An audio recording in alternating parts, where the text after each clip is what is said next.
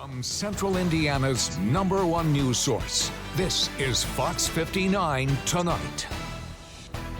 Good evening to you. Thank you for joining us here on Fox 59 Tonight.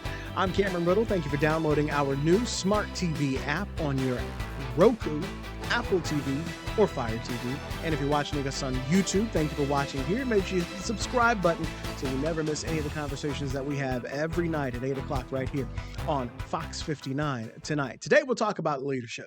Everybody has to respond to leadership. A lot of people make it into leadership.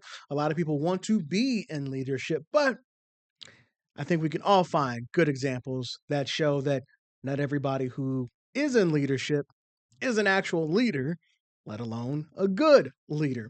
So how do you learn to be a good leader? Where does it start? Where could I take some classes? Who could I listen to? Well, I have some people in the studio who have that answer because they are leaders in their own right, doing great things for the city of Indianapolis, and now they want to do more with opening the door to let you see. There's one of them, and here is all three of them because I hit the wrong button. John Girton is the co-founder of Unite for Change, better known as Pastor G, and the Dr. Heather Savage. I made sure to put that on there because as the co-founder of Let Them Talk, she is now a newly earned recipient of a doctoral degree. So congratulations, Heather. Good to see you. Pastor G, good to see you. Good to be seen and to know it. I'm glad you guys are here. You guys, I've known Pastor G, I've known you for a long time, and Heather, I've known you for about a year, and I know all the great things that you guys do, so I can attest that you guys are true leaders and not some frauds or charlatans that are out in some of these roles out here. But Pastor G, you are leading an effort in a program called Unite for Change. You got a big event coming up on the 21st, so we want to invite people to so that they can learn how to be leaders. Yeah. Well, it's deep. The event is deep because there are leaders, and Greenleaf says there are servant leaders, and Pastor G says there are urban servant leaders. And so I think it's important for our community, especially urban communities, to recognize that there are people who are sacrificing their time, their efforts, their energy, and their finances to lead in their communities. But the simple fact that they're doing it from the urban context makes all the difference. And and I'm not telling you what I heard, I'm telling you what I know. And Cameron, you were around when we were doing a lot of the work in the streets in the urban context. And what you often find for the urban servant leader is that you're under-resourced, you're underfunded, you're underappreciated, you're under everything. And yet you get up every morning with a little bit of gas in your tank, hoping that your car makes it from the house to the hood. And when you get there, you are giving the whole way. And oftentimes the people that you're giving to are spitting at you at the same time. And here's the worst part. They look like you. So they could be your niece, they could be your nephew, they could be your cousin, they could be your uncle, they could be your aunt. And yet you've got to roll up your sleeves and do the work despite the fact that your tank is empty. That's why the Urban Servant Leadership Conference was born, because I was tired. I was tired. And I said, where do I go for support? Where do I go for help? Where do I go for guidance? Where do I go for mentorship? Where do I go for resources? Where do I go? Because when we did the tent campaign, and that's where all this was born out of, I started to recognize that there was a gap between what we were doing and the resources that we had and what the city was giving. They were literally tossing resources in our community that our community didn't ask for, right? And so I said, we need to bring some folk together. There's some conversations we need to have that we're not having. The community that I was serving, they knew what they wanted. They had dreams, they had aspirations, but the people who rolled up their windows and drove through that community, they judged that community based on what somebody else said. And they never had a conversation with that community to find out, what do you need? What do you want? I had young people that other people would thought were gangbangers saying, I want to be a nurse, right? I had young people that other people would have written off that said, I just want to play basketball. And I can't because there's not enough hoops down at the gym at the park. It's like, who's talking and making the connection? Who's talking to the community and making the connection to ensure that what people receive is what they need or what they want. And so there were gaps all over the place. And so that's how this thing was born. It was born out of this whole thing where, as an urban servant leader in the urban context, I would have people drive in from the north side, from Carmel, from Noblesville, from all these other places. They would bring all these resources and whatnot. And what they didn't understand was those charities were toxic. Once you left the community, you left me to do the work. I don't have no backpacks. I don't have no food to give out. I don't have it, right? And the people are looking at me like, well, why can't you do what they did? Because they got the resources. We don't. And so that's also makes the work as a urban servant leader difficult because, again, you don't always have what people need. All I got is, man, I better be good with my word because that's all I got. You know what I'm saying? That and the connections that you make. And the connection we make. Yeah. So that's where it came from. And that's the distinction that I like to make about, leadership in the urban context as opposed to servant leadership, as opposed to leadership in general. They're not the same. The impact, and I will say this, the urban servant leaders tank empties quicker. So you get tired faster, which means you burn out quicker. And so there's a challenge in our community where we don't have enough leaders, but we don't recognize that you burn the ones you got out, right? And so they don't, they're running on E constantly, and so anyway, let's keep moving. Well, here's the event. It's come. No, I think we're about to tap into some things here. Yeah, man. The event to get us started is on June 21st, 8:30 to 3 at Martin University. You've got a list of people who people can hear from who are in leadership positions. Yeah, these are leaders, they're influencers, they're subject matter experts. And again, there's even more that we have here. This is all the ones that we got photos of at the time that we were producing the flyer. But all of these folk are steeped in the work that they do. We got a faith track that's being handled by one of our co-branded partners, the AND Campaign out of Atlanta. We have our keynote speaker, which is Theron Bond. She's a political strategist from Washington, D.C. She's a descendant of Julian Bond. And she also just so happens to be one of my former students from Tennessee State that's just doing amazing work there in D.C. And then, of course, we have the Let Them Talk Coalition, who is handling our entire youth track. And they've put together just some wonderful, wonderful programs and strategies to engage with our young people because we know, I like to say our young people are not next, they're now. And so we must engage with them and include their voices. And so we have programming for them as well. So it's amazing. Well, you talk about servant leaders and people who are doing it right now. Somebody who is doing it right now is Dr. Savage here with her program, Let Them Talk, year-round programming. And Heather, there's a lot of things that we could talk about that happened in this past year that one made it. That makes it even harder for you to do what you do. But Pastor G talked about resources and the things that you are asked to do, and you get so little help. Even the things that I've learned since knowing you and what you do, is like, oh, that's how this works. That's it. Talk about one, Let Them Talk, what you guys are doing right now.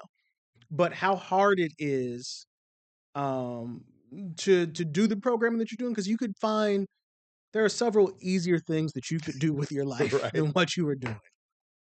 You are correct. So Let Them Talk, similar to what Pastor G was talking about as far as how the conference and the idea of Unite for Change developed. Really with Let Them Talk, we wanted to fill a gap. We noticed that there were things missing in our community, especially for our Black kids and our Black families. And we are not exclusionary to anybody or any particular group of folks, but our focus is Black kids and the Black community and their families. but also the Black people that work in the community that serve these kids. And so, with Let Them Talk, we really work to bridge generational gaps. We really work to give a space for youth to have a voice, but then to also empower and educate the people that are working with the kids. So the mentors, the leaders, their coaches, their therapists, all these different people that are interacting with them, because a lot of the youth, they don't feel like they have connections with people. They don't feel like they can identify with anybody other than people that look like them and have their same lived and shared experience. And that's what they've said, that that's what they want. If they're going to be a part of a program, or if they want a therapist, they want to be able to be comfortable with the person or the people that they're working with. And so that's what we do through Let Them Talk. We have a school-based club that we run through the school year and then over the summer, but also year-round we have our community-based club, which is a citywide club. So kids from we've had kids from 9 different school districts come and be a part of our club, and it really is just a time for them to one, have a safe space, because it's what they said they wanted, but for them to be able to connect and network across the city, get to know each other, and develop their own network and their own and develop their own relationships.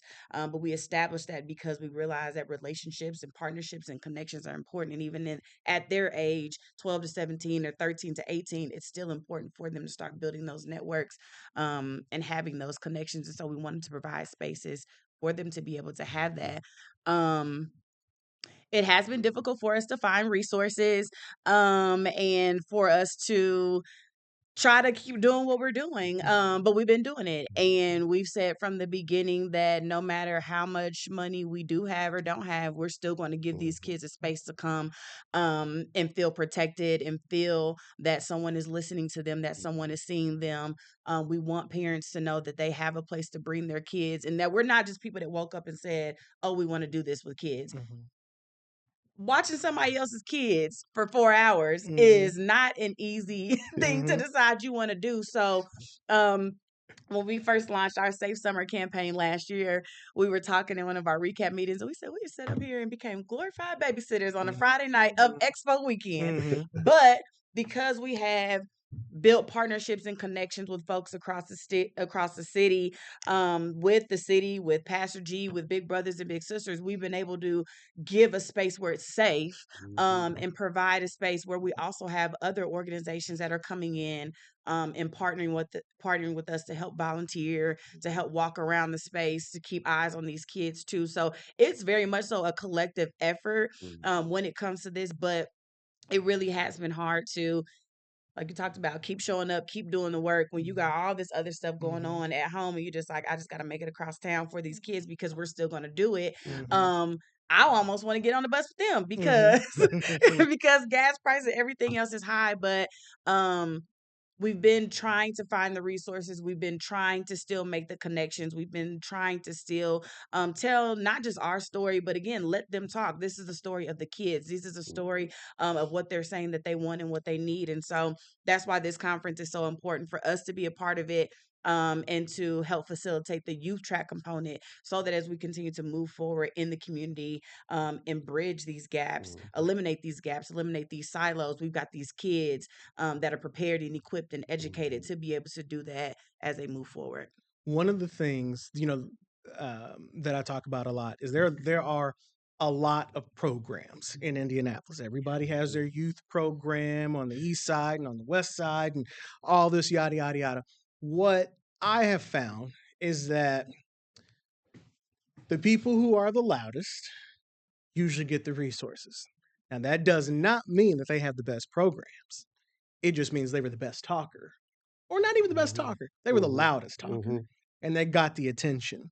And even on the TV news side, when people say, why do I always see the same organizations on TV? Because if I call them right now, they're gonna answer the phone and be like, what time you need me? Yep. Like they understand the game and they understand that that's part of how they get their resources. Right. So is that something that people will learn about?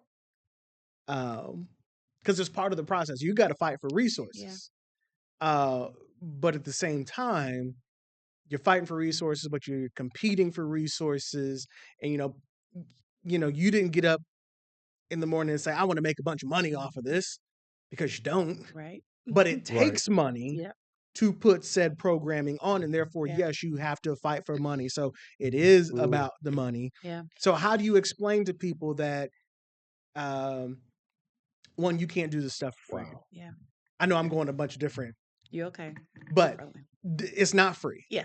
Yeah. It takes money. It takes time, and you do have to fight for it. Mm-hmm. So how do you make people understand who say, Mm. I'm just doing this out of the goodness of my heart? Mm-hmm. That's the quickest way to, one, be broke, Yep. and to be Mhm. tired.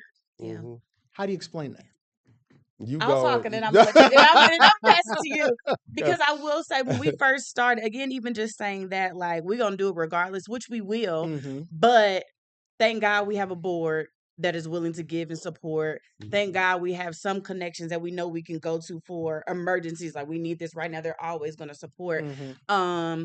But I think our first year, even our first year and a half, especially last summer, we were kind of just rolling with it. We're like, we'll figure it out. But this year we were like, no, we're gonna give quality programming. Mm-hmm. And so we had to sit with ourselves and sit with our board chair and our leadership folks and say, what do we need to do? Because at the end of the day, realistically, we need to sustain. We can't sustain this organization off of our 3 co-founders' salary. It's just not realistic. We have families, we have kids. And so it's great and it sounds wonderful to say, like, we're gonna do this either way, and oh my God, we're gonna serve these kids. But like you said, it also even if you just need like folders and pens, that can cost you $500 if you're getting them branded and everything else. So things do cost money. It takes a lot, and I think that is, for me, that's the issue with the community, because you also have these people and organizations saying we got too many nonprofits or we got too many organizations in Indianapolis, but everybody ain't even working together. And I say ain't because that's exactly what I mean. But You got a PhD. You say whatever you want.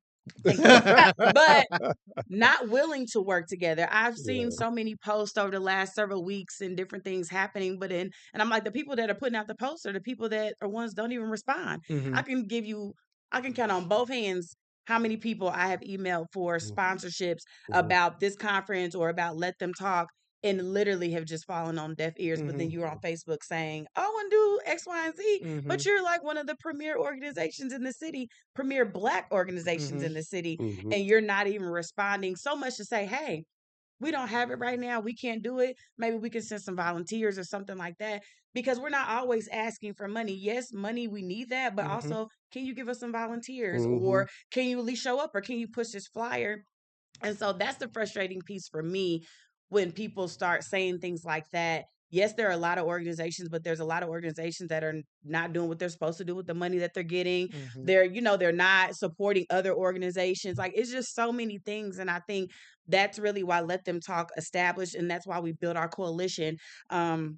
Which consists of 8 other youth serving organizations, because we know we can't do it all. We know we're really good at, like, giving youth this safe space. We're really good at interacting with youth and connecting and building relationships, but we don't know everything about, like, social media and how they should be talking or acting on social media. We don't know everything when it comes to healthy relationships and all this stuff. And so we wanted to partner with other organizations that can talk about those things, that can help them address their trauma, that can give them those entrepreneurship and career readiness skills, because those are the things that they need. And so that was the premise of us starting our Let Them Talk coalition, to be able to, again, try to capture all of these things that the kids are dealing with. And that's what we're going to be talking about at the conference. This is real life, real world experience opportunity that we're giving to them, not just things that are just like fluff. We are really talking to them about the things that they're dealing with now. And so we want the people that we're putting in front of them to have this experience, to know what they're talking about, but also be people who are willing to give their resources, willing to give their time, whether it's your time, talent, whatever, or your money. But I mean, it is hard, and it's something that we're navigating through every single day. But I think at the conference, what our hope is, and I'm sure, Pastor G, hopefully it aligns and you'll tell me it won't. But I mean, our hope is that we will let people know, like, you say you have to play the game. I mean, yeah, but do we really? And I think, I mean, and that's what I always say. Like, I'm not changing nothing on Let Them Talk's website about us serving Black African American. We're not doing that, because this is who we are. This is what we stand for. This is what we were built on. And I think a lot of times we get stuck and we have to change, and we have to adjust, and we have to pivot in order to. No, why can't people pivot and adjust to us in order to? And so hopefully walking away from the conference, having just being more confident in who we are I as think urban leaders.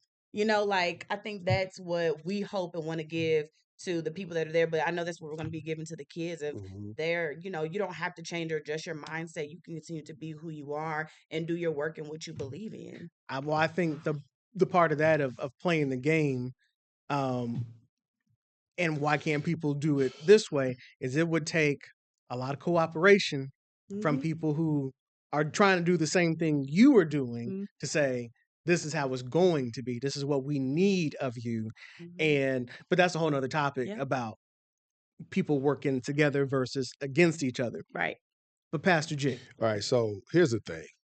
I've been on the ground and I've seen what it looks like when organizations have the resources Mhm. but don't care about the people. Hmm.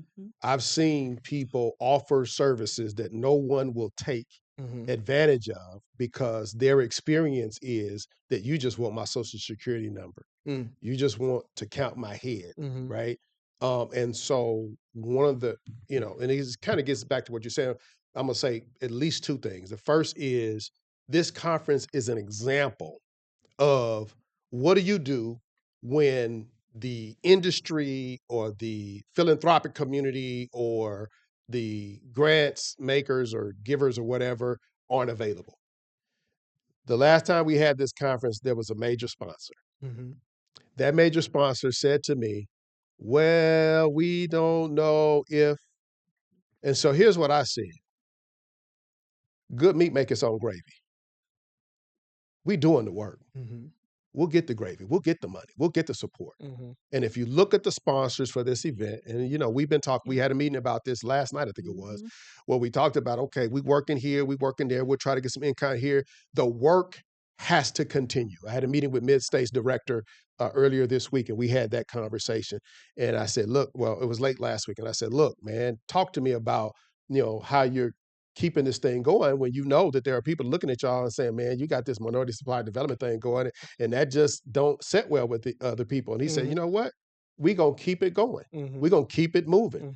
Mhm. And we're going to tell our people what they need to know in order to make this whole supplier pipeline strong. Because at the end of the day, the work is the work. Mhm. This is about economic mobility. Mhm. It makes fiduciary sense, Mhm. right? It makes fiscal sense. And so if you are with things that make sense, you're with Unite for Change. Mhm. If you're with collaboration partnership, you're with Unite for Change. If you're with supporting urban servant leaders who are tired and giving them networks and resources and information and education and support that they typically don't receive, then good meat Mhm. gonna make its own gravy. And Mhm. that's what's gonna happen with this conference.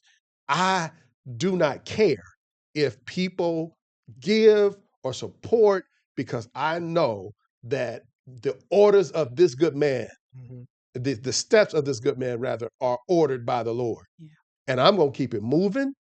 The one example about this conference that I think is the most potent is that we are walking the walk. Mhm. Unite for Change is uniting with other community-based organizations like Let Them Talk, like In Campaign, like Stewart Speaker Series that do great work within their own right. Mhm. But we recognize that in the season that we're in now, we need to come together. Mhm. We need to unite. We need to work together. So we're just providing a platform and inviting other people to step on it.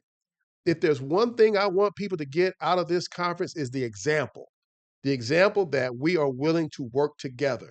If I can get my churches to work together, if I can get the Divine Nine to work together, if I can get our denominations to work together, if I can get, you know what I'm saying? If I can get our faith communities to work together, if I can get our neighborhoods to work together, north, south, east, and west, if I can get, you know what I'm saying? Mhm. This is what we not just need to do now, is what we should have been doing all along, right?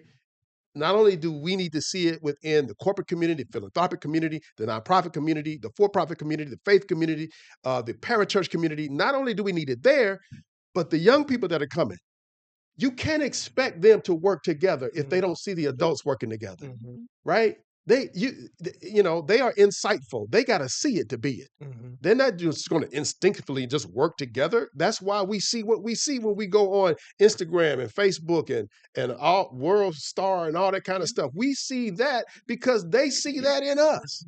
They see us flying off. They don't see us working together. They don't see us collaborating. They don't see us working across the aisle. Listen, the reality with Unite for Change and the Urban Servant Leadership Conference is that I don't have to like everybody. Mhm. I don't even have to agree with everybody, Mhm. but I'm called to love everybody and to realize that we drive down the same streets and hit the same potholes. Mhm. To realize that we got the homicides in our community, the same homicides you deal with is the same homicides that I deal with. The same deaths that you deal with, the same death that I deal with. The same funerals I go to, the same funerals you go to. And until we realize that we are all facing the same challenges, and that whether I like what you got to say, I like your political stripe, I like what church you go to, I like what denomination you are, I like what side of town, that's irrelevant because at the end of the day, we got. So, Pastor G, what I'm hearing from you, this in this room needs to be people who are established with their programming already, to somebody who has an idea about what they want to do. You got it.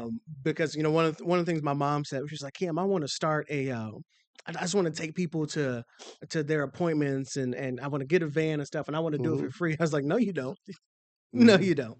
I can't advise that. Yeah. Like nothing is free. The gas for that van, the van itself, none of that is free. Is it necessary? But Cameron, let me help you real quick because oftentimes that's where our work starts. Yeah. Our work starts when that grandmother looks at those kids, sitting at the bus stop and knows that they're hungry. She goes back in her house and she whips something up and she gives them all a little bag and says, here, eat this before you get on that bus, right? She is not funded. She has no grant. She just sees a need and she meets it. So what I'm saying is that that's really how our work starts in our community. Right.